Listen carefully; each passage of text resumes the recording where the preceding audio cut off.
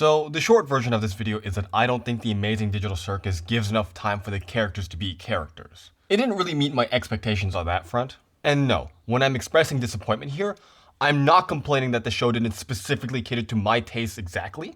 I knew ahead of time what I was getting. When the pilot episode was first released, Gooseworks made it very clear about what the show was and was not going to be about.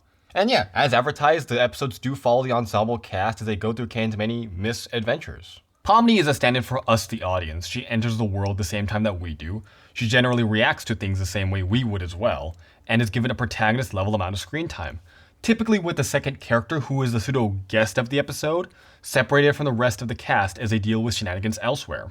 And at the tail end of episode 4, the latest one so far, Zubul is comforting Gangle after her failures of managing the restaurant, and tells her that, despite everything, she is still Gangle's friend. Which leaves me with the question, they were friends? When Zubul gave Gangle the replacement Happy Mask at the beginning of the episode, this marks the very first time in the entire show where they've ever interacted with each other, ever.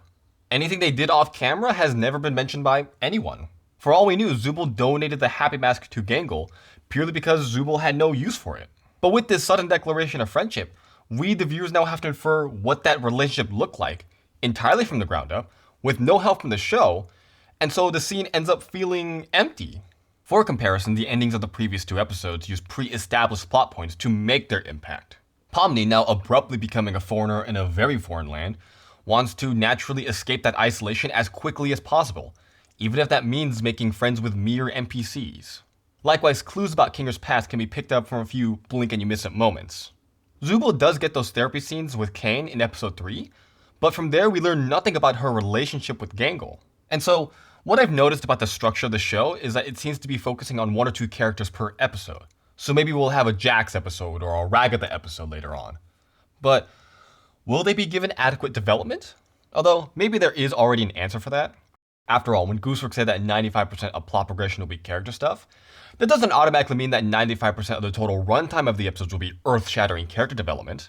But with the little spare time that there is between adventures, the mystery lore stuff gets a surprising amount of attention, almost as much as the characters. Going back to the pilot, we learned that the Digital Circus is a program that someone connects to via headset, and also causes retrograde amnesia in the process.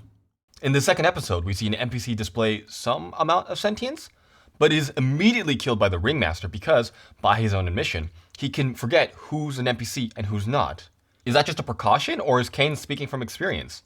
Did he mix up who's who at some point in the past? And speaking of which, where do the NPCs come from? Kane seems to exhibit some amnesia himself. His emotional stability seems to be tied with the stability of the Digital Circus realm itself. He also has a habit of making impulse decisions. He instantly banishes people who've abstracted straight into the nether regions, even though later on there's an implication that being abstracted may not be a total point of no return. Why does insanity cause abstraction in the first place? What does abstraction do to you? Now, obviously these questions will explicitly never be answered, but they're going to linger no matter what because, well, Kane is inside the walls.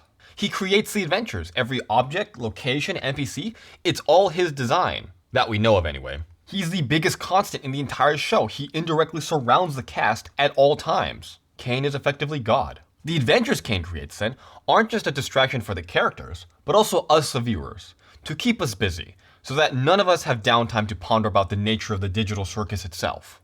These adventures typically happen in pocket universes that are deleted just as quickly as they're created, and so far they've each lasted only a single episode each.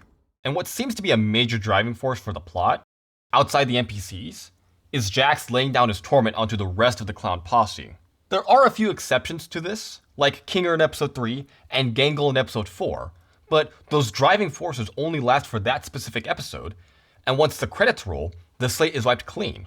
It's highly unlikely that these plot elements will come back to affect the characters later.